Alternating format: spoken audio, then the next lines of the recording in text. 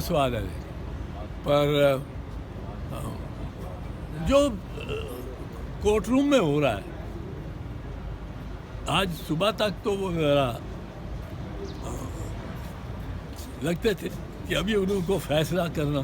کچھ مشکل نظر آیا، بٹ بعد کا جو حصہ ہے بحث کا اس میں وہ بڑے مطمئن نظر آئے ہیں، تو بڑے خوش ہوئے ہیں کیونکہ جسٹس منیب کے فیصلوں پہ تنقید ہوئی اور پھر 63A کا حوالہ دیا گیا اور پریکٹس اینڈ پروسیجر ایکٹ کے فیصلوں کا بھی حوالہ دیا گیا، تو جاتے جاتے سلمان راجہ صاحب نے آئینی بینچ کو خوش تو کر دیا، لیکن اس کا کوئی فائدہ ہوگا؟ فائدہ کس کو ہوگا؟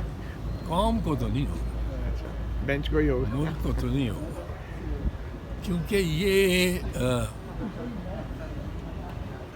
وہ جو روایت ہے